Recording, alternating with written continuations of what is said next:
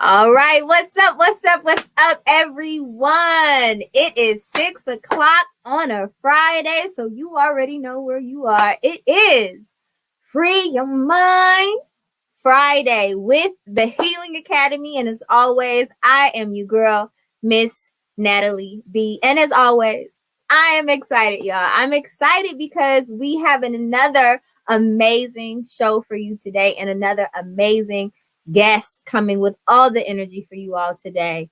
And as you all know, and you may have seen on our social media pages, our Facebook and our Instagram, if you do not follow them, please go do so. The Healing Academy on Facebook. There's also the Breathe Experience, which is our talk show every Tuesday. So you get a double dose of us on Tuesdays and on Fridays. And on YouTube, where you can catch the previous shows for Free Your Mind Friday and the Breathe Experience, it's the Healing Academy. And on IG, Instagram, we are we_heal_heal because we heal for real. Okay. And so I'm really excited that this week is on spirituality. And last week was an amazing topic talking about Black women. You already know it's Black Women History Month, also known as Women's History Month. So we are going to go into Black women history, but we're going to tap that into spirituality because I don't know if y'all know, but Black women are real spiritual around here. Okay. Always have been and always will be. And to talk about this amazing topic, we have Dr. Phoenix. And Dr. Phoenix is a therapist. She is also a spiritual guide. And so we are super excited and blessed to have her on to share her wisdom with us today. So Dr. Phoenix, I'm going to go ahead and bring you up. How are you? I am, as I said earlier, I'm tired. Understandable. But I'm here. I'm here because when someone asks you to do something, if you can do it, you try to do it. I'll do my best. I promise. And I'm pretty sure your best is going to be just fine with us. Yes. We really just want to get to know you today and any nuggets of wisdom that you can share for the people who may be at a spiritual lack right now or feel like they're at a spiritual lack right now. That's sharing information is what this platform is all about. So again, we are blessed to have you here with us. Well, this is a good platform. Mm-hmm. Oh, thank you. We really appreciate that. Yeah. And so we just want to start off with letting the audience know who you are. Who is Dr. Phoenix? What do you do and why do you do it? Yes. So I'm Dr. Pamela Charity Phoenix. And I guess what I've been doing for a long time is, one, being a parent. I'm a parent of two young men. One is 32, will be 33 this year. And one is 20. He's away at college. He's at Kent State playing football. And so I have to start off by saying that because when I think of my two biggest successes and joys of life, I think of my children and who are now young men. And then I also have a granddaughter, Jada, 7, and very similar to me. Like, she's very energetic, very athletic. And so she's another joy of my life. So I have to start off there because, my belief is that, we are, we're people having a human, we're spiritual by nature. And so spiritually, it makes me always want to connect to those people who I love the most. And, my tribes of people that I connect with. So I'm a natural health doctor. I became a doctor in 2006. And even before that, I was a holistic consultant. I worked at the health department for 15 years in different departments: tuberculosis, substance abuse, HIV/AIDS. I worked in all those different departments. And then I've been a holistic consultant for CPS, Chicago Public Schools, 1999. I know y'all like, how old are you? Because some of y'all probably weren't even born, but it's all good. I consider myself to be a very youthful, 50 fun person. And you are. Yeah, you know what I'm saying? So I still play. And still looking good too. Thank you. I appreciate that, Natalie. You score points. But I still play basketball. I still play volleyball. Last year, I got an injury. I tore the ligaments in my Achilles. So that was the worst injury I've had in all my athletic career. I love basketball. I probably watch all the NBA games. Uh, I am an athlete enthusiast of many sports. But most of all, like my focus now, and it has been for the last 10, 15 years, on emotional health. As one of the things, as a person also who was adopted, what I realized, even in this current Sankofa group, there's a lot of people out there that feel abandoned, betrayed, hurt, haven't processed their pain. Maybe even were told to, when you learned of something painful, to basically get over it, sweep it under the rug, or why are you feeling like that, something like that. And so I am that person that helps people process their emotions and feelings, because my running theme of my company, Phoenix Life Solutions, is the way you feel right now matters. Not tomorrow, not next week, not next year. In this moment, you matter. Your feelings. That's important. Yeah. Yeah. That's really important. I think a lot of times, even when we're in moments of feeling sad or depressed or confused, we don't want to feel it. It's like, but it's going to be okay. It's going to be all right. It's going to be okay. We want to rush past it, and we don't acknowledge how we feel in that moment. So that's really powerful. Yeah. And, the reason why it matters to me so much is because, as a counselor, I deal with people who are sometimes suicidal. And in this past year, 2020, there have been a lot of suicides, and people that I actually have known, have talked to, young people, and that's so much, that's a lot. I also work with young people, but I also work with elders. My oldest client is 92 years old. She'll be 93 this year. So even during this COVID, people are feeling lonely. And without that human contact of somebody talking to them or looking into them, or even, being able to hug, I mean, it's been a lot. So there's been a lot of COVID related stress, anxiety, depression. It's been a lot. It's been a lot. And so, over Zoom or Google Docs or, whatever, it's okay, but it really hasn't been enough. And I'll say, I won't even just say especially for the children, but our younger children are struggling. They are struggling with being online for 5, 6, 7 hours. Most of them are probably going to end up wearing glasses on the physical side. But I even have had young clients saying that, right now they feel like school is causing them to have mental illness. I had a young 11-year-old say that.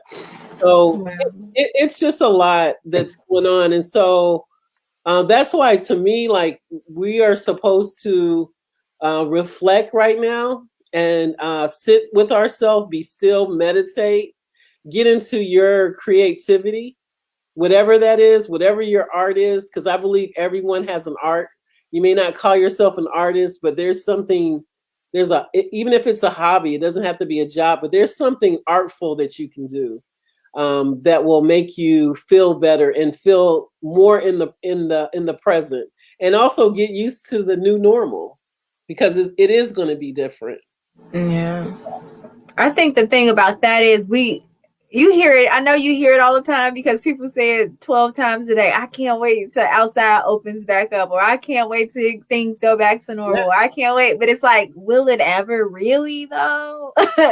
And we have to be okay if it doesn't, and find a way to balance and merge and kind of transform into whatever this new normal is, or we gonna have a problem if you still looking for it to be the way it was and it never gets back there. Never be. I mean, it really can't be, especially after going through a whole year of pretty much being indoors and a mass majority of people being just isolated.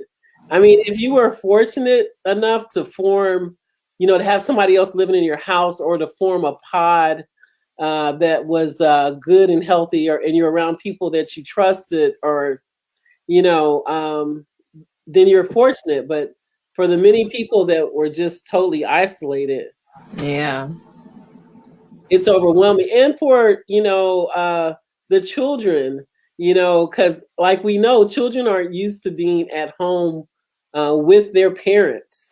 And for all the parents out there, yeah. So they got a huge taste of what it's like to be a teacher of your children. Right. Exactly. So the stress rates went up. I believe if you look at the statistics, probably the cases for domestic violence may have went up. I think maybe the divorce rate. People that were already on the brink of breaking up are probably either broken up or about to. So it took a toll on people that were already struggling. So households where it's not quote unquote, oh, there's your desk, let's sit down and do your homework, and you got this beautiful background, and there's cases of a whole bunch of different situations where it's just not that functional. I mean, we don't have to get into that, but you can just imagine. Just use your imagination. I think it made a lot of situations more stressful for people, and I feel like it also made a lot of situations real for people. Like, especially with, you mentioned the young people and what they must be going through, and then the parents and what they must be going through, because I know for me personally, my son's 2 now. He turned 2 right at the beginning in April, right after the quarantine started. So he'll be 3 in a month or so, in a couple weeks, actually. It's at the beginning of April. And so I was working heavily. So talking about women, talking about Black women, doing everything, juggling all the balls, right? So I had like a full-time job. I was working after hours. I had my own company, so I was throwing my own events, and then I had not-for-profit, the Healing Academy. So we're throwing events through the Healing Academy. Then I'm supporting friends and their events, and so like I was always go to the point where I was impassing with my son. So thankfully, other strong Black women like my mother and my sister. So he didn't go to daycare until almost right before that December, before everything happened. April or December, he started daycare for the first time. So thankfully I had other really strong Black women in my life to support me in that. But I felt like I was impassing with him. I didn't really get a lot of time with my son because I was always working up until maybe 3 months after he was born. When maternity leave was over, I was back full force. So for me, this break really helped me. It shined a light on that fact that I didn't know who my child was. And now he's 2. I'm like, I can really take this opportunity to be a huge developing force for him. I was doing it when I had him, of course, but now I'm like, I get to beat it in. I get all day, every day. We sculpting and molding right now. But I know that's my mindset, but I know that's not everyone. Fully aware that other people are stressed out to no end. Not saying it ain't stressful for me too. God, okay.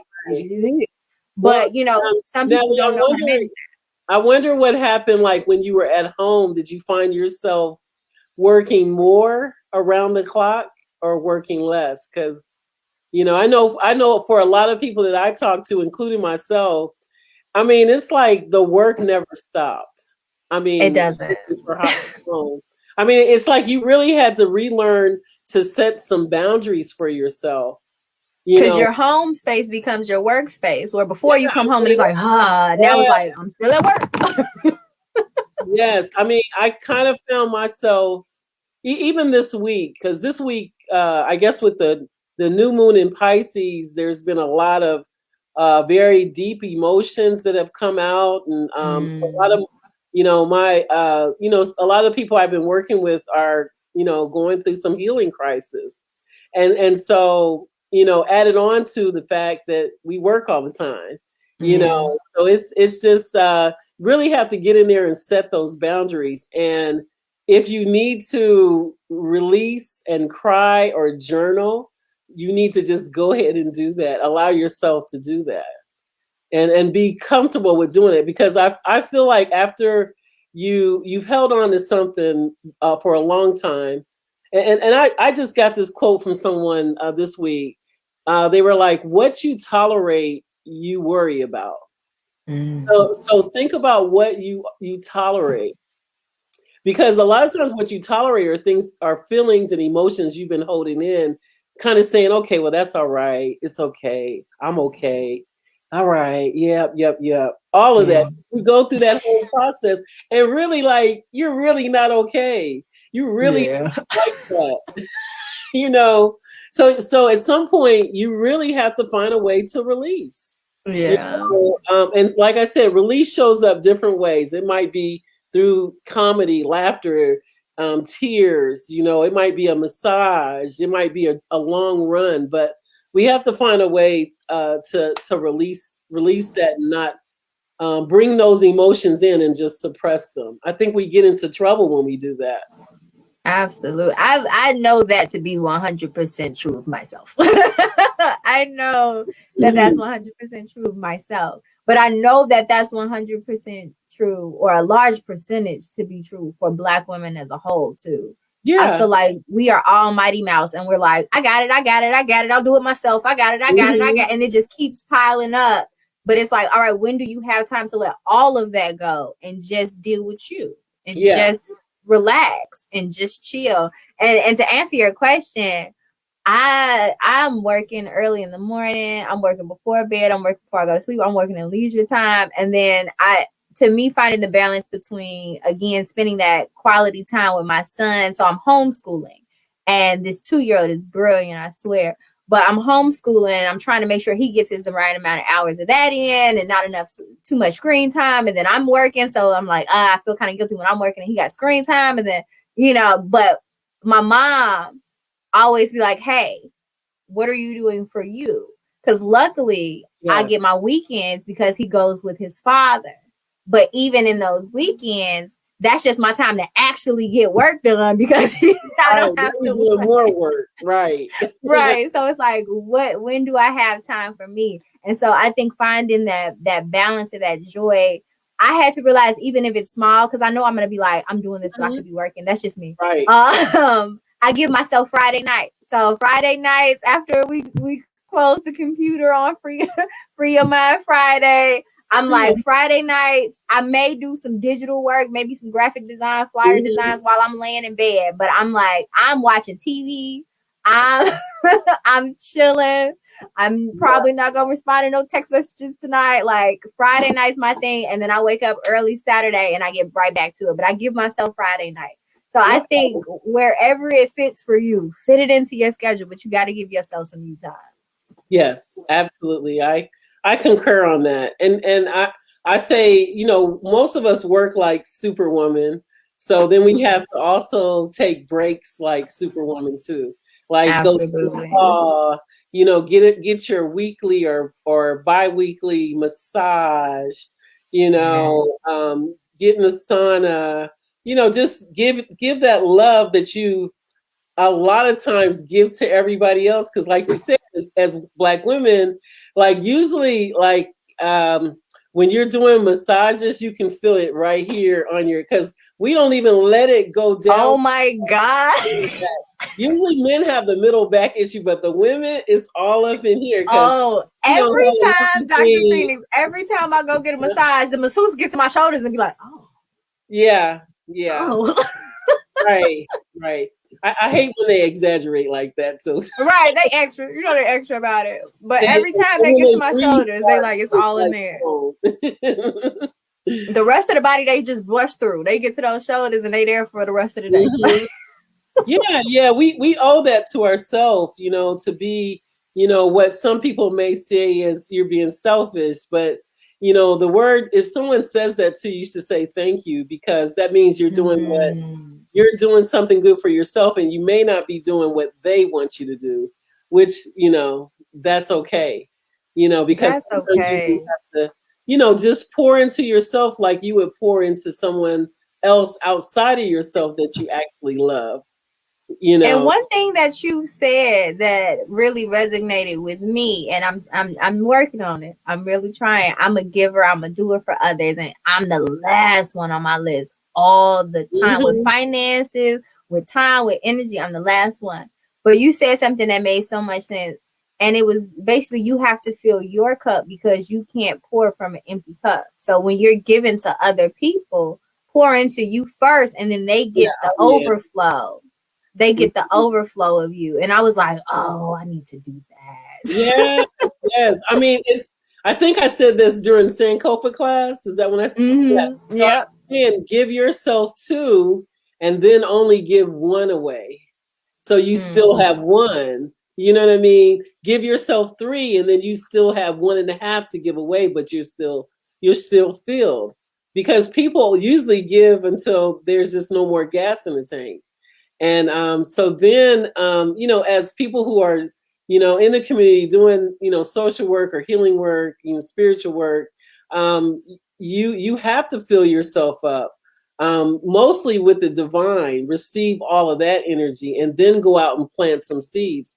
But I always say that the Most High doesn't want you to heal to your detriment. There's a part that all of us can play. If we're all connected, then that means that I may plant a seed, you may nurture it, and then someone else may cultivate it and someone else may bring it into fruition. So then instead of one person doing all 4 parts, we're all connected. So we all get replenished because we didn't do all 4, Yes.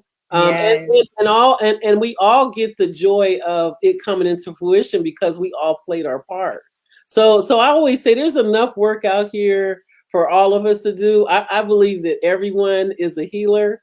Everyone has that energy, that power to love on yourself first, and be gracious and compassionate about that love. We often have a tendency of, instead of showing compassion, we immediately give judgment to ourselves and to other people. And so a lot of times, try to understand the context of a situation, when you're looking at a situation or assessing it instead of judging it, find a way to show some compassion, or at least send them positive energy and pray about it to try to reverse if there's something extremely negative going on. I always try to think of doing things out of love and from love. So even when I find myself judging someone or someone has done something and I take offense to it, so I'm like, or just some things that I wouldn't necessarily do or like, I always try to stop myself and go, okay, you know what? I hope they grow. I pray a peace of mind. I pray clarity over them. And I hope, they grow into whatever they need to become, their best selves. I hope that they do better and become better. Yes. And I always try to correct myself when I nitpick, because sometimes I nitpick. I'm like, oh, nope. Mm-mm. Is that coming from love, or is that, that's a good thing, because we're so hard. I mean, we're not only hard on other people, we're hard on ourselves too. And that's why a lot of times we walk around internalizing stuff and having a negative self-talk. And so if you're thinking negative, ultimately you're going to start feeling that way. But if you're thinking, even if you don't feel like it, start out by embracing a few affirmations. I work with some young people, and sometimes they'll say, oh, those are so corny. I'm like, okay, but just try it. Try a positive command statement and command that and order that into your life. And hang up the posties, the stickies around your computer or on your mirror, and then they'll try it for a little while and they'll say, oh, okay, I don't feel as bad as I did before, because I think that for a certain age group, I don't know if it starts 6th grade all the way up through through 12, but it's this sarcasm, it's this, it's yeah. The thing that people say is like, your words matter. Your words matter to you, and what you put behind I am is so powerful, You know, so Yeah. so you know, people that go around saying I'm broke, I'm broke. You know, don't, Oh yes. I am prosperous and the money is coming. My income is constantly increasing. You know, like saying things It's like on the that. way, You even if it's not know, there yet. you just start to say it and you'll start to embrace it because you know to me a lot of things are karmatic and it's about the self-fulfilling prophecy and so if you believe it then it usually and you think it usually is something that is going to be attracted to you so Mm. say something positive that you want whatever you say about money or whatever you want say something positive about it instead of I something. actually do affirmations with my son. I've been doing it with him for forever. Um, I do a morning one and then we do one right before nap time and bedtime. We used to just do it before bedtime, but then he started demanding it at nap time too. So we just do affirmations all Oh, throughout the day. And I was saying it to him before he could talk, but now he can say it back to me. So we do it like a give and take, and it's so cool. But it's just I am amazing. That's how it starts off and that's how it ends. I am amazing. I am wow. brilliant. I am resilient. And this goes on and on and on. Amazing. And then it I ends would with I love am that. amazing. And That's then I give awesome. him a tickle.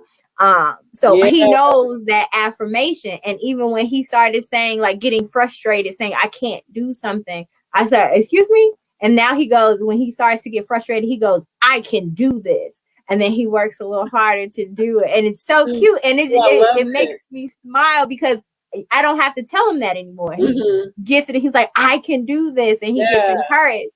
But it makes me think about how we can ingrain that into our children. We can also ingrain that into ourselves, even when it's a little later in life. You know? Oh, at any age, you know, there's what you're teaching your son and what he has is self-discipline.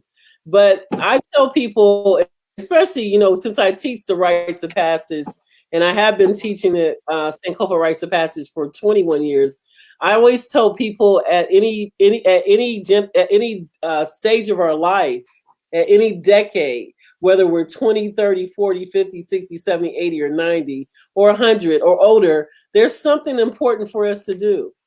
You know, there's Absolutely. something specific for us to do. So you're not here just waiting to get older. There's, you know, it's time, you know, it's like a reboot at every generation. If you're alive, it's a reboot. You know, You it's like, got something to do. You still here. hey, get it busy. Let's get it chopping. Let's get in the moment.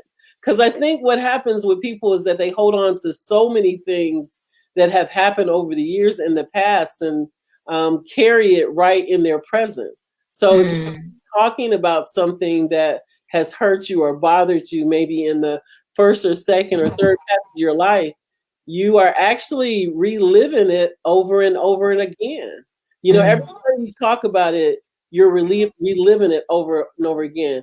And you know, like when we say when we do our libations and we call out our ancestors from over the years, when we're calling their names out, we make them live in the present of our life right now. So we are asking for that particular energy to be alive with us. And that's a powerful thing. It's the same thing if you have a certain problem. Maybe you're reliving, oh, I Mm. made this mistake when I was 16 and this, and people just talk, I made this when I was 25, and you're just talking. So you're making it present again. And also, you could be making it a dominant energy in your life. Yeah. That makes so much sense because when you really look at your life and coming through the Rites of Passage program, doing that paper, and I host multiple shows, and I've probably talked about it on multiple shows. Everybody on the internet know I'm in a Rites of Passage program, and you know, I'm in my Rites of Passage program, okay? Going through and really paying attention to those things and knowing certain parts about myself since I was a child, and then going, oh, you know what? That's probably exactly why I do this. And that's probably exactly why I want to do this.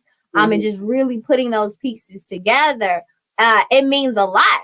But also, it makes a lot of sense that when you're constantly replaying those negative moments, you're keeping yourself in that negative energy because we manifest our reality and the energy we put out is what we get back. Mm-hmm. So Exactly. you're keeping yourself in that negative state. That makes so much sense. Yeah, and so with the rites of passage, what you're doing is you're going all the way back a year before you were born to talk to God, to talk to your ancestors, and to go through those passages and accept, forgive, release, and then bring forth the new energy, like create a new matrix so that you can evolve that pain, that hurt, that generational trauma. Because a lot of times that's what you're living in at the moment. You're living in that particular generational trauma. And a lot of people are reliving it through different relationship, and you can see it through the patterns of not only the mates that they have, but also the jobs that you take on, or even your social life, because it pretty much it emulates. You kind of have the same relationship, in some ways very toxic with everybody. And so when you have released that, your spirit won't allow you to be around certain energies because there's no likeness, there's no kindredness. And you're not about that particular energy anymore. So it doesn't tag on to you.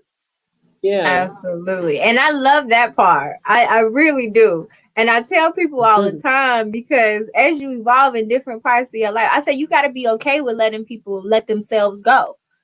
Because people fall off and we be wondering, like, why so and so stopped calling me? Why so and so? Because they were supposed to. Like, you got to be okay with people exiting themselves out of your life when they need to. That's okay. And also, you got to learn what the universe, I always say, is trying to tell you. After last Free Your Mind Friday with Essence McDowell, we set out maybe a couple hours. We were on the phone afterwards, just continuing the conversation.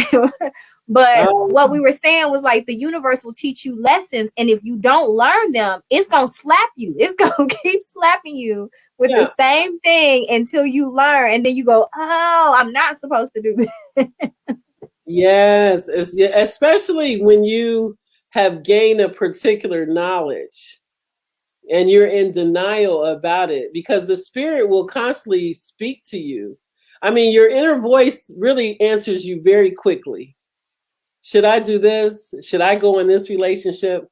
And because we have free will, you can still choose to go into it, but your spirit has already told you, no, what are you doing? I mean, it speaks in a voice that you understand, but we just say, oh, that's okay. I'm not.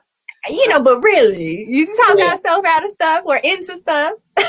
Yeah, until you're 3 to 6 months in, and it's like, you know what? The spirit told me this. What am I doing? But we have that choice.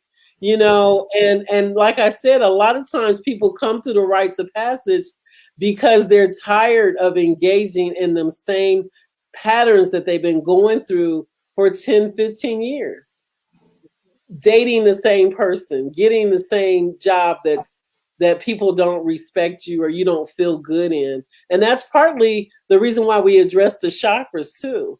Because having confidence, in your third chakra and feeling good, having a good sense of your self-worth, not just self-esteem, because your self-esteem goes up and down. But if you understand who you are and whose you are, then you stay even all the time. You stay in Ma'at.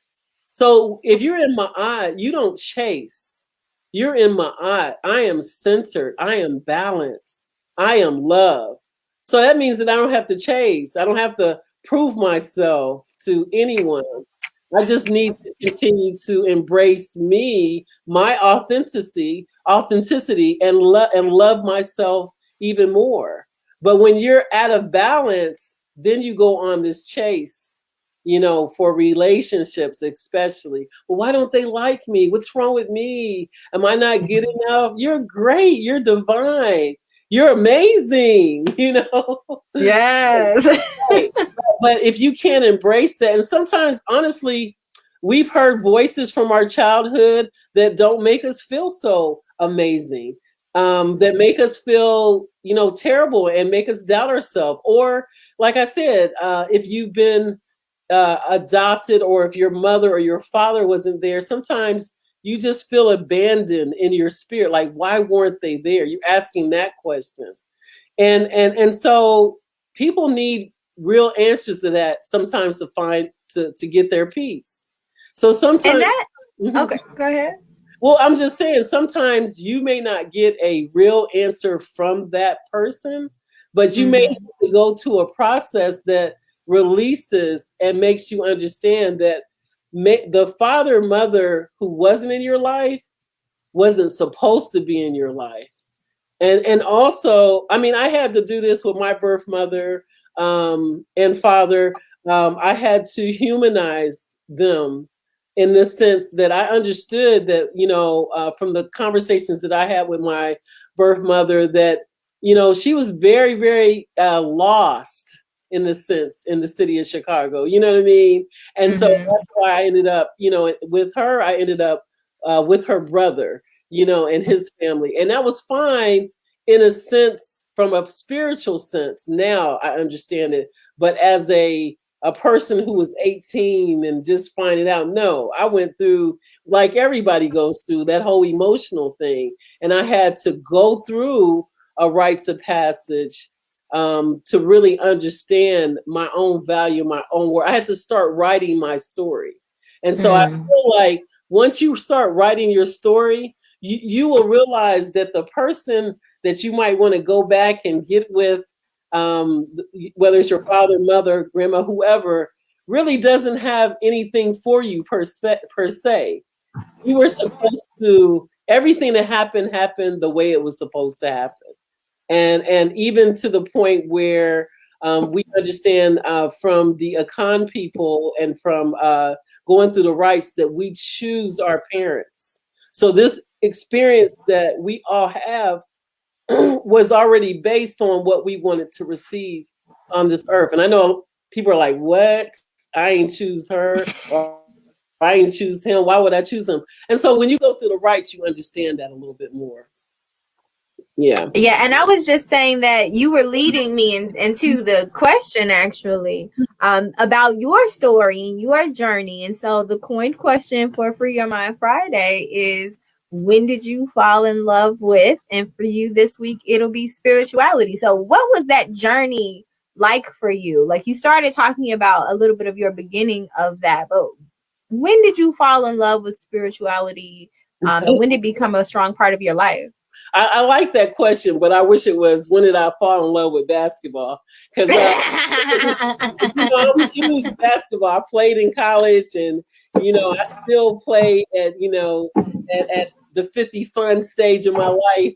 I still like to play, but no, but really, so spirituality. I'll tell you when I was introduced to it, and that was when I was 10. And I lived outside of a military base, Fort Knox, Kentucky. We lived in Radcliffe, Kentucky, and I was on Glenwood Drive, 1154 Glenwood Drive. You never forget your childhood address. So weird, Radcliffe, Kentucky. I got mine. I was born here in Chicago. My birth mother lived here, and my grandmother, who I, like I said, I reconciled with years ago. But I was in the middle of the street, and I was 10, and I had started to feel real different, because in my family too, that I was with, my mother's brother, everybody was very, very dark, and I wasn't. And they would, how children are, well, why you ain't from that family? Everybody's, and then so there was also a lot of issues of colorism, a lot. I was a whole bunch of colors. I can't even mention all of them.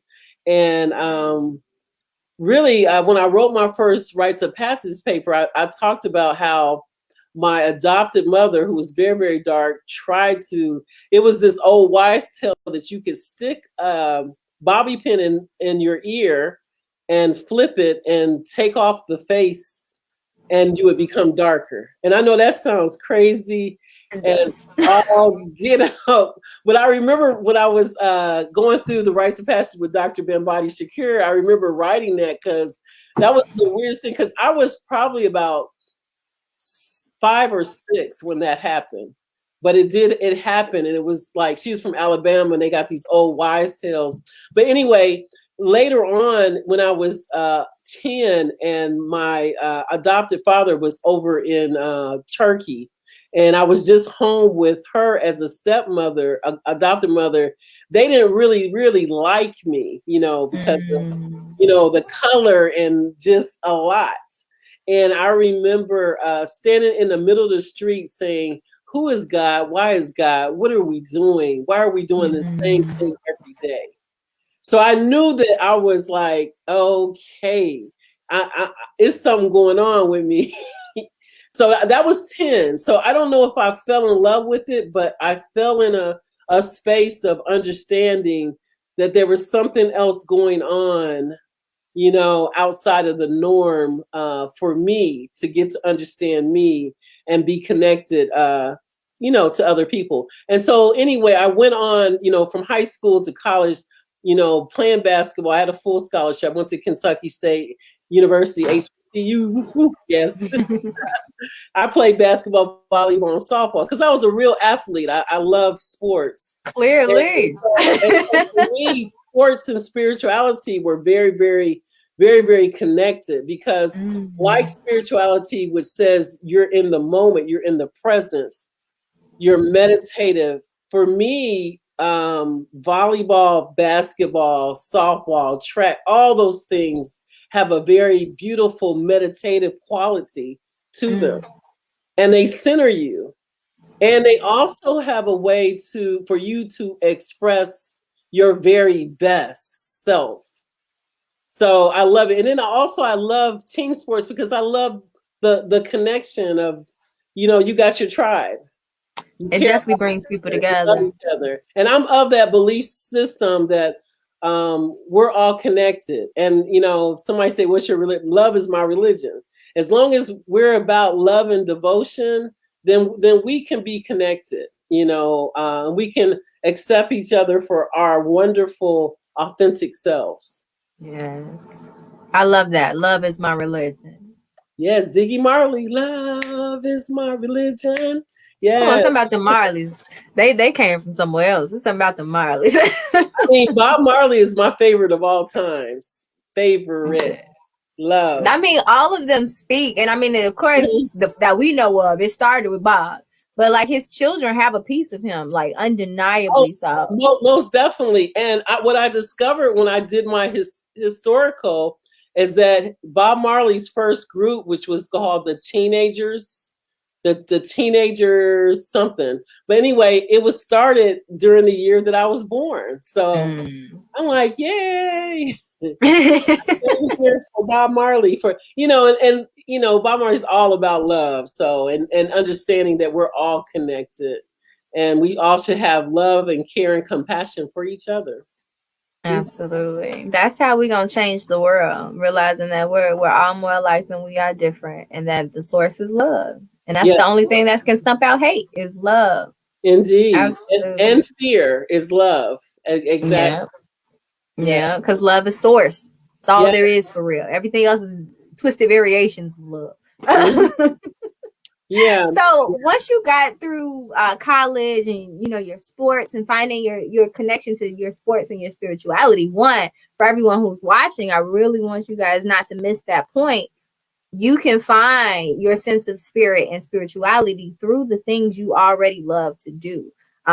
Some people are very new to spirituality. So if you are one of those people and you're watching this to gather some insight or some ways on how you can tap in, do it through the things you love. Dr. Phoenix, you also mentioned earlier art. So if you love art, do that. If you have a hobby like crafting or painting or dance, for me, I've never said I'm a dancer. I say I'm a dancer. I do dance. I've done dance groups. But what I've found and what I've noticed in myself recently and in the past is that though it's not my profession more so, I mostly act and direct and do all of those things. I feel like dance is my happy place.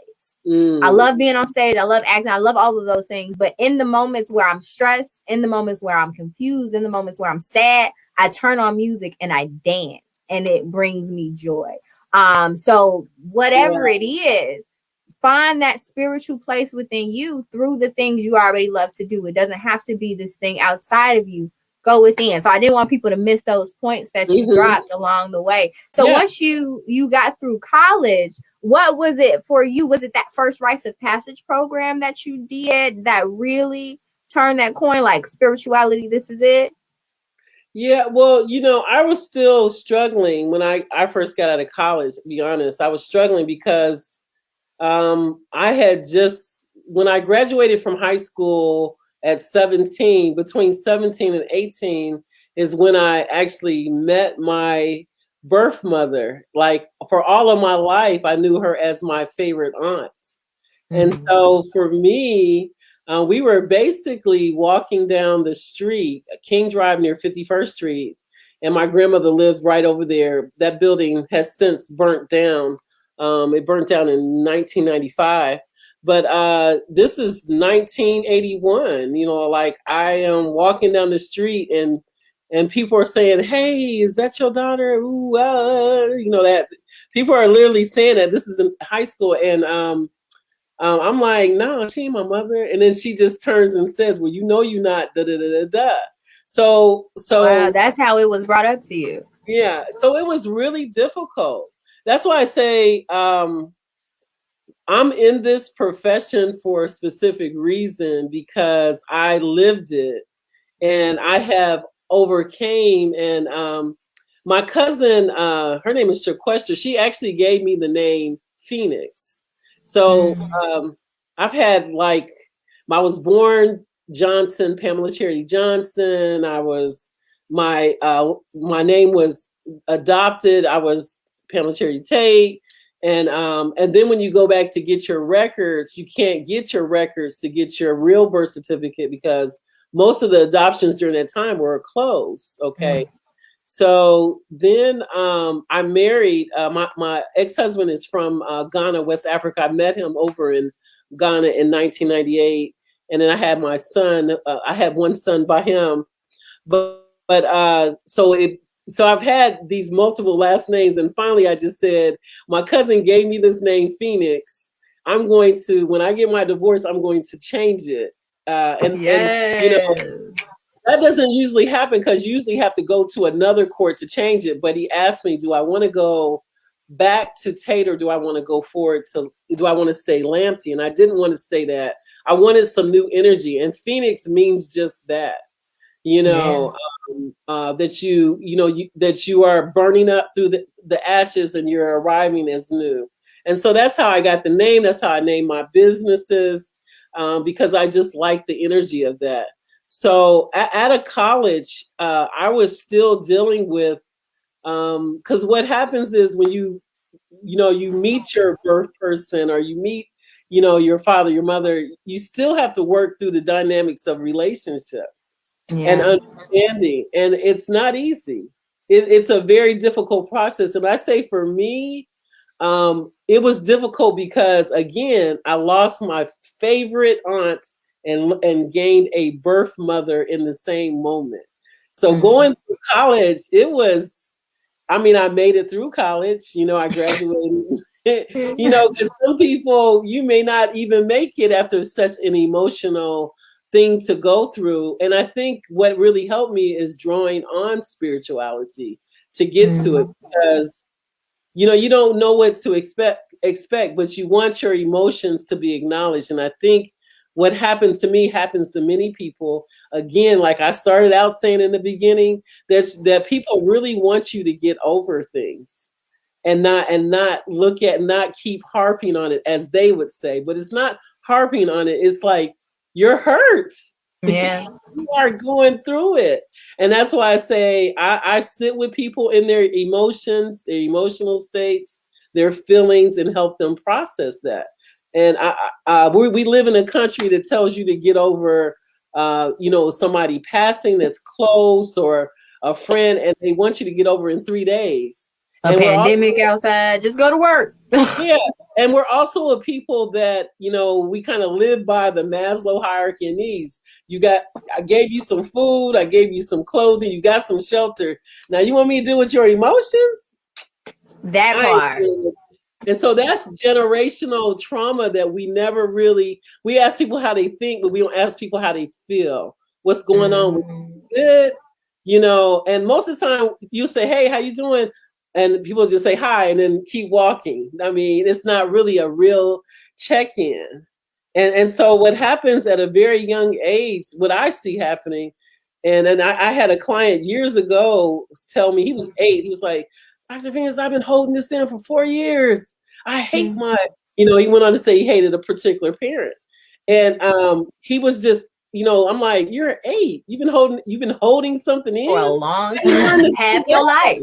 How do you learn to suppress at such a young age and repress and act like what you feel doesn't matter? So that automatically puts you in the category of not feeling good about yourself because no one has ever asked you, hey, how do you feel? Are you good? And we subconsciously teach our children to suppress their feelings every day. Yeah. Because we're the parent. We're the adult. And then we basically tell them in different ways their feelings don't matter. Exactly. And to me, like when I'm in the schools and we do restorative practices and we sit in circles, I tell people all the time, we may not solve anything. It's not even about solving, but we're sitting in a circle, and each one of us, when we have the talking piece, we're able to talk about our feelings from our heart.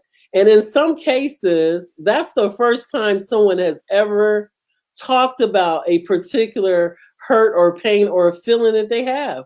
I've seen it so many times when someone has told me, this is the first time I've ever said anything about this. From a teenager, from a young person, 12, 13, to even an elder one time was telling me something that she was traumatized by. She was in her 90s. She was traumatized by in her 30s. So we're talking about 60 years of holding on to something that's so painful. And then what we don't understand is, most diseases or pains and hurts start out emotional. So it goes emotional and then it goes into, the body, whether it's mental or physical. So we have to find ways to really start addressing how we really feel, how you really feel. And I teach a program with young people, and I started it with young people, and I took components of it and actually transitioned it for adults, because what I realized was just that we don't talk about our feelings. And I would teach the young people to basically heal through acting. So we would write monologues, and they would have to write monologues off of a true experience. And it could not be fluff, because all of them would go, oh, my boyfriend, or no, it had to be a sad moment. And teens who had did the program before would like tell the new teens, like, look, Miss Natalie gonna make you cry. So just go and get that out of the way now. Because they had to tap into these feelings. And then, of course, we worked on how to get out of them.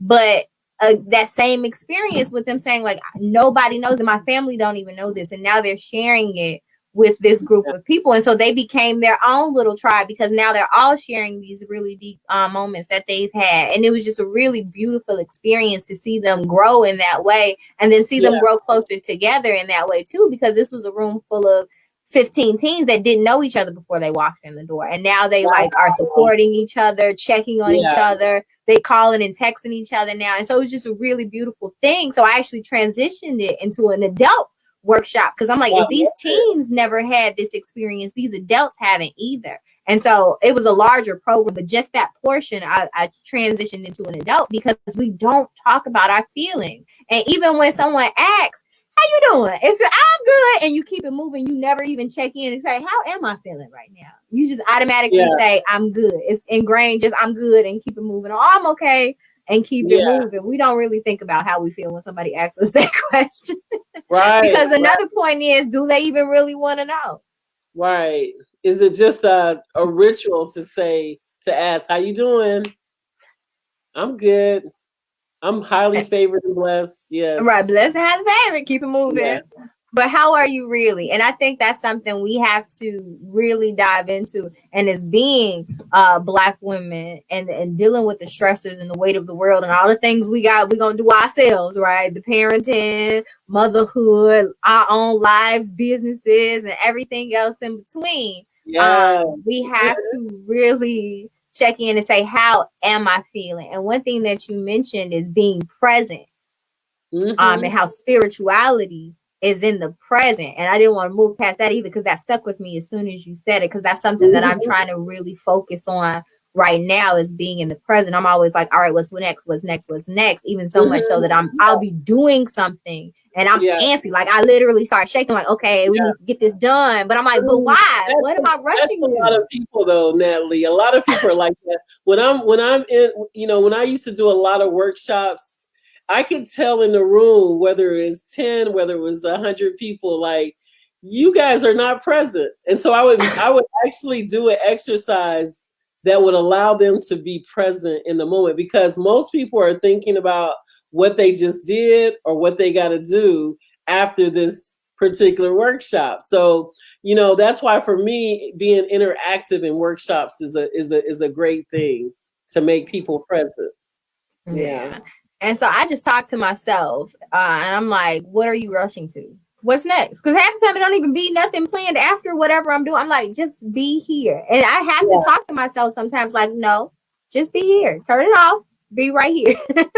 Yeah, I like that. I like that whole idea of talking to yourself. And I know for me, I love meditating and I love doing yoga too. Those are like two of my favorite things to do, especially as you get older, to preserve your body.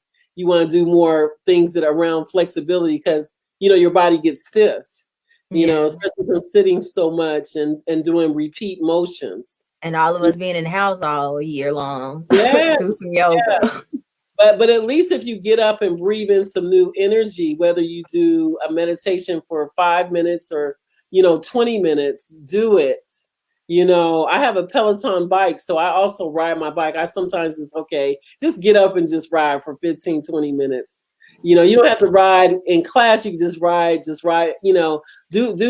make sure that you have some sort of movement, because like I said, you can get caught up being at home, and it gets pretty comfortable too. Yeah. People who may be, silent introverts, or, I love being alone sometimes, as much as I like being in a crowd. So, just staying active and doing all those things. And start feeling real comfortable to you. Yeah. And I knit. So, I got a whole line that's coming out from things I've knitted over this past year, and do crystal jewelry and go crystal mining. I love all that. You have to find things that you love and just go ahead and, like Nike, just do it. Absolutely. And we're the best thing to talk about Nike, but I'm just saying, like, it does. I'm a sports fanatic, so I do like Nike stuff. But we do have to keep ourselves in motion and keep ourselves in the present and keep ourselves lively. So we always have to, having some new interests, going to get another certificate in something, or looking at videos that help us to enhance, our lives, because there's, like I said, every decade of our life is something great for us to be doing. And I love interacting with elders, because it just consistently shows me that I look at aging differently. And I'm always, more times than not, I've always been the youngest person in the room, more times than not. My circle of friends, I'm the youngest one. Like, I'm always sitting up under the elders, like, what's going on? What you do? 10 years ago, what happened? Like, I'm always that person. So for me to see that elders still doing it, like I'm around elders that's like 70, they still out here all before COVID at all the arts events, they moving and shaking, they running things, and I'm like, okay, yeah, I see 80-year-old, I love it, 80-year-old still up and out and active in the community, and I'm like, yes. I mean that is something to look to, because if you're taking care of yourself, when I say that, living your life in ma'at, having the right tribe, people around you, eating well, drinking water, eating your fruits and vegetables, getting your movement in, you're going to feel good for a long time. So at any age, it's just important to do these these wonderful things. And I remember when I was your age, and also you're in your 20s, right? 29. I'll be 30 in May. In May. Okay. So when I was in my 20s, and even a teenager, people would say, well, you look really young, but you sound like you're 30. I remember people, and at that time, 30 was older. Right. Now for me, because I have a 32-year-old son, it's like you a baby. That's your baby. You can always be your baby though. Right. But no, I always, people used to always say that, that I'm very grounded and had this talk like I was older. I mean, this is just who I am, Same. and love and peace. I love that grandmother energy. Like my favorite person in the world was my grandmother, and I'm her namesake. She was Charity Tate, and I was born Pamela Charity Tate. So, I carry her spirit. I have her on my altar, her and my mother, even though my relationship with my mother wasn't, everything, you can still heal things in the ancestral realm. So there's a lot of healing that has gone on. My mother transitioned in 2015. My grandmother, like I said, my grandmother transitioned in 1998 when I went to Ghana, and I came back, and then she transitioned. I went back to Ghana again, and then I met my youngest sons, my husband, his father. But the spirit, like sometimes when I talk about my grandmother, people think, well, she hasn't been gone that long. Well, she's not gone, because spirit lives forever. So when I'm making, because she used to make dinner for breakfast, that's how I wanted cornbread, some cabbage, some greens, those butter peas, and great rising. Like I know how to do all of that, and so when I'm sweet potatoes, when I'm doing that, it just reminds me of her. Spirit lives forever, and her essence and my mother's essence is all around us, and protective. So I appreciate that. Come on. And that's that thing, that strong Black woman that was in this vessel of a shell of a body still exists on the other side.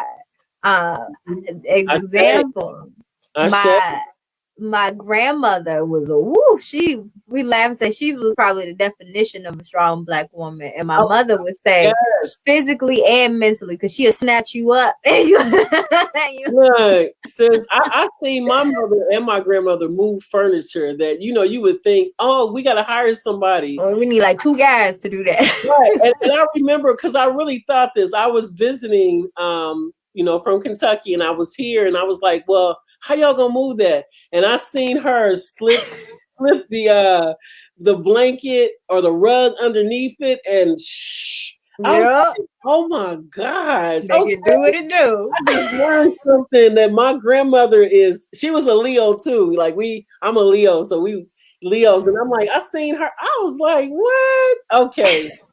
All right. I got it. Noted. And then plus the strength of the work that they did. I really do think my mother worked too long, but she wouldn't sit down. I mean, she was still working when she was 70, and she just wouldn't stop working. Like sometimes she worked to her feet were just, and her knees and her legs were just really bad. So the last year of her life, she was really in a wheelchair. But, but the strength of these women, like this is why a lot of times I don't really sit around people that are negative or talking like the glass half empty, because I'm like, look, saying, come on. I didn't see that's not my reality, so I can't even. I'm like, I can't do that one. You're gonna have to lift yourself up, because I really do believe in helping people be responsible and accountable. And if you are a healer or you want to be healed, healing is active. It's not passive. That part. Yes, it's active. Yes. It's active with your healing process. So, and like I said, when I look back and I look at the fact that my grandmother worked for 30 plus years, my mother worked for 30 plus years and worked, saying, and never, and here's the other piece, never complained. That's that part. Never. And when I look at the elders, like the elders and the ancestors, it always gives me so much strength. And I'm just like, what do I have to complain about? Like the life that they had to live, the things that they had to do. And I'm living in 2021 with a big old comfortable bed and all of this. I'm like, they didn't have that. And they did so much. Look, and they didn't complain. I'm going to tell you this. When I used to come home from college, you know, and, you know, I walk around the house in white socks and stuff and, you know, white clothes. My grandmother, she never used the washing machine. She would literally wash all my clothes by hand. Wow. I was in college and I would come to Chicago and she would watch. I'll be like, Mama Charity, you don't have to do that. Oh no, baby. You're like, yes, I do. Like I was spoiled, like really spoiled. And you know, she didn't use no microwave, but she cooked fast. Like, oh my gosh. And you know, back then I was, you know, eating chicken, and I don't eat chicken now, but I was eating her chicken. I would eat her food, and she could cook it, and it would be hot and fresh, and it would be so great. It's the best chicken ever. Man, elders and ancestors, they hit different. We've gotten into this new age stuff, and we're getting further and further away from our truth. We're getting further and further away from our sense of source. So really tying into that ancestral energy and bringing that into this new age energy and merging the two, so that we can really reach these young people who know, some of them know nothing of the ancestral energy. Yeah, they're disconnected because pretty much it's the digital divide, and they learn everything on the social media platform. Yes, which is a disservice to them.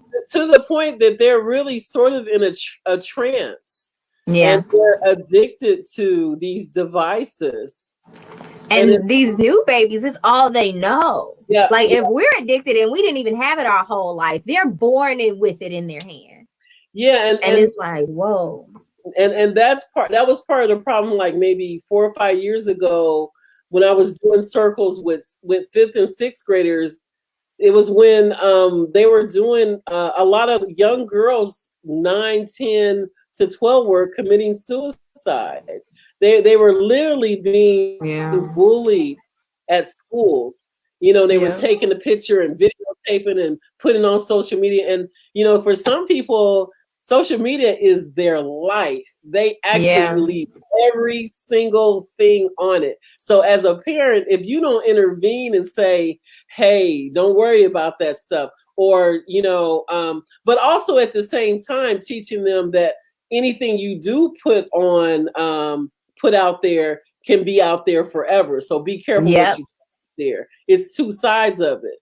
But we had to literally start training them in this, because this is their life. It's like hoping and saying, I can't wait till things get back to normal. It's not going to go back to the way it used to be. We got to prepare them for what it is now and what it's going to be. So like we got to start teaching them how to interact, and we got to ground them and root them in who they are and what life really is outside of this digital world. Yeah. Because this could be at some point for them the only thing that matters.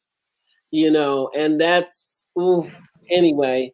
Well, that's a whole other show. That's another show. That's a whole other show. That's a whole nother show for sure. It really is, because that's, I mean, but it needs to be talked about though. So we might have to bring that up in another show. We might need you to come back so we can talk about that one, Dr. B. Yeah, maybe you could do a panel discussion. I might do well there, because that is a tough subject, but because when I talk to teenagers every day, and if you know their mother or father takes their phone, they're just oh my God, it's like the end of the world. You just beat them kids. They just yeah. But some of the stuff that they're doing on it, you need to take the phone. Yeah. Like shoot, in the 6th grade, my son, he didn't have no iPhone. He was. You know, he lost his phone so many times. I was like, let me go to this dollar store and get you a flip phone. This little brick over there. You know, it's not like we couldn't afford it, but it's like, you don't need it because I'll take you everywhere. It's also that sense of entitlement. Like you said, y'all ain't even have microwaves. Like, right? this is a microwave generation. They want everything quick and they want it without working for it or earning it. And I think it's because at some point the generation was like, I want to give my kids everything that I didn't have, but we also didn't teach them how to earn it. And so now we got third graders with the newest iPhone, and it's like, what? What? You know, and yes. they want more and more and more after that. You didn't gave them the best this early, and they didn't have to earn it. So now they just want more and more and more. You got to keep up with the lifestyle that you're getting them accustomed to. Yeah, and that's the downfall too. It's called entitlement. Yeah. That's exactly what it is, and we don't do that. I just had that discussion with someone about, you know, their child being entitled. I mean, and once you have that energy on you, you just expect more and more and more. But I always say, you know, I never rewarded for my sons. I never rewarded bad behavior, but I did reward, you know, A's and B's. And so, and I rewarded doing well in whatever particular extracurricular activity or sport you were doing. I mean, I challenged my sons, like, hey, you know, I remember my son was playing football, and I was like, okay, if you get this sack or you do this, we're gonna go here. And boy, he would be trying to do his very out on that field, going. He wanted everything. He wanted everything I offered, and then, you know, he ended up being the valedictorian of his school, you know, 2019, and congratulations, he a full scholarship. And I'll say that partly for me as a parent to guide him, but more so for him that he wanted to achieve that. Yeah. And that's a beautiful thing. Congrats, Mama. Yeah, I'm really proud of him. Also, I used to say when he was your son's age and a little older, I'm not paying for school. So he had it in there already, like, oh, I got to do something because Mama said. I'm like, you're doing a scholarship somewhere. I don't know if it's going to be academics or chess, or because he played chess too. He did chess and a few track and all that. I don't know what it's going to be in. But let me tell you something, young man. So you spoke that thing into existence. You manifested that reality. Exactly. It's too much money out here that goes unclaimed, especially for our children, for us not to have monies for our children to go to school. So absolutely. Yes, I did say that. And I went to school on a scholarship. You know, I played sports. So I just said, I know this is going to happen. And it did. So we're going to claim all those untapped funds, all those unclaimed funds. We're going to claim it. It's ours. It's for these future generations. It's for these legacies to come. Yes. Manifesting and claiming all of that. Put it in your pocket, save some for later. Yes. You have to be open to receive it, though. You can't be that part. That you're undeserving, or because that will block it. You can't think that it won't happen because that will block it. You just have to be open to receive it. And even if it doesn't come when you want it to, still be open to receive it. Be prepared to receive the overflow. It's raindrops. It's going to be a whole shower of blessings if you're open to receive it. I just hope I'm open enough because I'm ready to receive all of that. You see me receiving? Yes. I live that. I live by that. So I truly do believe it.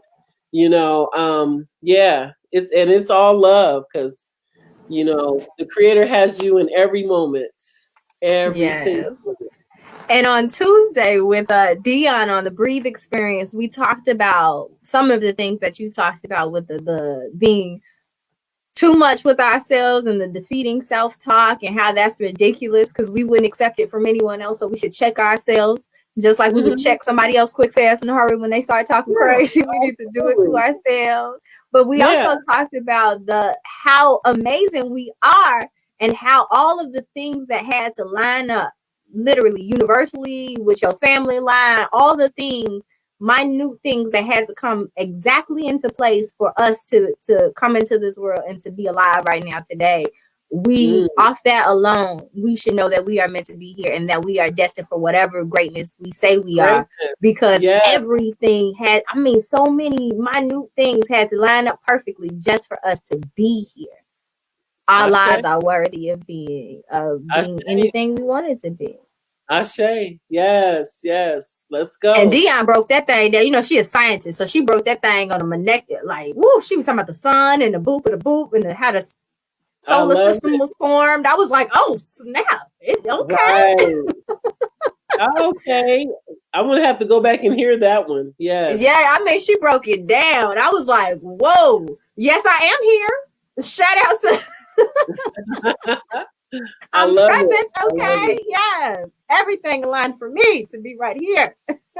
Yes. So I don't want to keep you forever, though, Dr. Payne. I know you're tired, but you did an amazing job, and I had an amazing time talking with you today. And I hope everyone out there enjoyed it as well. Yeah. But I do have one last question. Sure. Now, this is...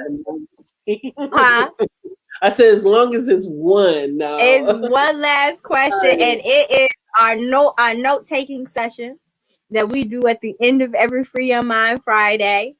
Because I make a note sheet or a cheat sheet for the people who have watched the show, people who have not seen the show, but so that they can see it and get the information and actually apply it in their life. So it's fun to just talk about it, but I'm going to give you a note sheet and you're going to take this, save it to your phone, or do whatever you need to do so you can implement it in your life.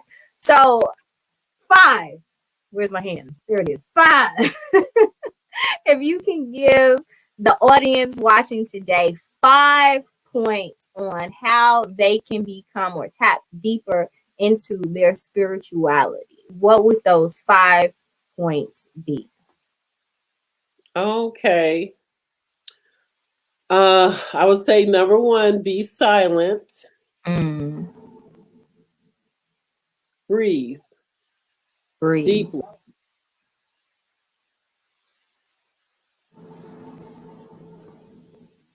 I would say love yourself more.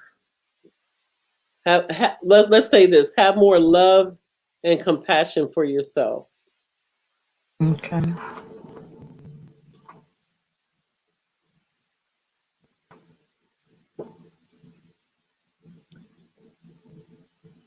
Tap into your ancestors,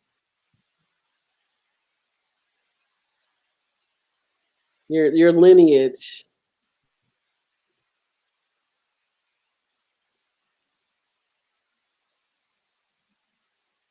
Is that 4? That's 1, 2, 3. Yep, 4. I would say maybe lastly, do some affirmations. You know, do all types of affirmation that lifts your spirit. And affirmations also can be short poems, they can be prayers, but they're words that continuously help you lift your spirit. And you know, start with yourself first with the I ams. I am amazing. I am loving. All types of affirmation. My income is constantly increasing. There's more money in than going out. Checks are constantly coming in the mail. Money is constantly being deposited in my account. You know, like just run it. Like have an affirmation in your mind and your heart all the time. Like if even, you know, throughout, you know, even if you're sitting here on the show, but thinking about something positive that you could be telling yourself and maybe sharing with the other person that you're with. Is that enough? And there's a song, there's a new song, it's a rap song. I can't even remember the young lady's name. Super new song. But I heard it because one of the spiritual pages that I follow on Instagram did a quick, like, can't even think of what you call the thing, video clip of it. And I thought it was the coolest thing in the world because it's a rap song, you know, bibbity bobbity rap song. But it's an affirmation. The chorus of the song is an affirmation. And at the end, she starts to talk and she's like, look in the mirror and tell yourself that you that and that you everything you need and mean it. And I'm like, oh, I love what she's doing for the culture. Okay. And I sing it to myself all the time. and I bleep out the curse words when I say it out loud in front of my son. But it's I am healthy, I am wealthy, I am rich, I am that. I am gonna go get that bag, and I am not gonna take yours. I am protected, well respected. I'm a queen. I'm a dream. I do what I want to do, and I'm who I want to be because I am me. And when I say that song hit me, the rest of the song can't know it, but that chorus come in. I am healthy. I am wealthy, and I am getting it. And I love that because it's teaching affirmation to maybe a group of people who may not even really know what affirmation is. So I thought that was beautiful. Is that to a beat that people really love too? It's to a really good beat. Like you. That's it. But that's it. That's everything. Because at the same time you'll see people dancing off stuff that do you really hear that? Do you know what you are you listening to the words? Yes, because it's really not the words, they're just into the beat. So whoever did that is and I know a lot of people do that type of thing, you know. That's genius minded to me. That's what's I'll send it to you. I'll send it to you. But I thought that was so cool. And it's really opening up people to affirmation that may not even know what the word affirmation is. But they're gonna be singing that song, I am healthy, I am wealthy, and it's gonna be beautiful. I love it. I love it. I mean, I like all genres. I do like a lot of rap too, but just hearing the positive, the affirmations is everything. Yes, I love it. So that's one of my go-to affirmations right now. And every time I think about it, even when I feel a little down, I'd be like, I am healthy, I am wealthy. Yeah. Having that on your mind, like when you feel in fear, like I have scriptures in my head. I mean, I love Psalms 27. You know, I have it memorized. You know, just having these things memorized. So if you're feeling down or you're feeling in fear or you need protection or, you know, whatever, just having that, or if you need some money, you know, just dip into the bank, your bank of affirmations and scriptures. It's so important, you know, and like I said, that one quote that I got this week from my sister Mecca was what you tolerate, you worry about, you know, so maybe don't tolerate nothing. Exactly. Because also that sends you into suppression of your emotion, you know, repressing your feelings. And so which adds to resentment and a whole lot of other stuff. Yeah, absolutely. So I'm gonna run back your 5 points for everyone who's watching, and I'm gonna make that cheat sheet, that note sheet for everyone, and post that online so you all can have it. But then I also wrote down a few gems that I caught along the way as well. So the 5 you gave was silence, quiet the noise. I love that. Breathe deep was number 2. Another one was love yourself more, or have more love and compassion for yourself. And then the last 2, one is tap into your ancestral energy, your lineage. And then the last one is affirmations, which are all amazing. All amazing. Did I get it right? Yeah. And if I had to have a 6, I would say do something active every day. That was actually one that I noticed. So I have about 4 that I jotted down during the conversation that I was like, oh, that was a word. Okay. All right. That was a word. The 4 I have is healing is active. Because when you said that, I was like, oh, healing is active. You cannot be passively healing. It's not a thing. They don't go together. So healing is active is one. Use love as a spiritual tool. Use what you love as a spiritual tool. So for you, it was your sports, using that as a spiritual tool. For me, I love to dance, and I use that as a spiritual tool. Some people paint, and it goes into a meditative state, and they use it as a spiritual tool. So use what you love as a spiritual tool. And then the last one that I wrote down was move your body. Yoga, meditation, and moving your body. Yeah, and if let me add one more, because there's another, you know, we have so many different sides of us. And I would say find something that you can laugh about. You know what I'm saying? Like laughter is super important. Like the other side of me, for the people who really, really know me and who I really hang out with a lot, we do a lot of cracking jokes and just having fun, and being able to laugh at ourselves is just so important. So find something that's my special place. Most of the time on Fridays nights, I'm watching a comedy. I am the queen of comedy specials. If you need any good ones, y'all let me know. I got all the comedy specials off Netflix. Yes, that's my happy place. Oh, and I forgot one of the other ones. Spirituality is in the present was that other one that I wrote down. Spirituality is in the present. So there was a lot of gems dropped for everyone out there. Thank you so much for being with us. Welcome. Thank you for your comments. We definitely received all of the amens and the yeses that were stated today. We appreciate y'all energy, okay? And I hope y'all caught some of these gems. If not, I'll be posting the cheat sheet soon so y'all can keep them in your pocket for later. It's definitely appreciated. Dr. Phoenix, it's definitely appreciated. I highly enjoyed today's conversation. And now I give you your freedom of your Friday night to enjoy and relax and rest because you deserve it. Thank you, love. I appreciate you, and I really appreciate the Healing Academy and the work that you all are doing. I support it and will continue to support it. Blessings. Absolutely. Thank you. And you guys, that's a wrap. It has been another amazing Free Your Mind Friday with the Healing Academy. And of course, me, Miss Natalie B. And we shall see you all next Friday, if not next Tuesday at 6 p.m. for the Breathe Experience with myself and Ms. Dion Victoria. And remember, follow all of the social media pages to get information that we drop all throughout the week on our subject matters and our topics. See you guys. Peace. Have a great night.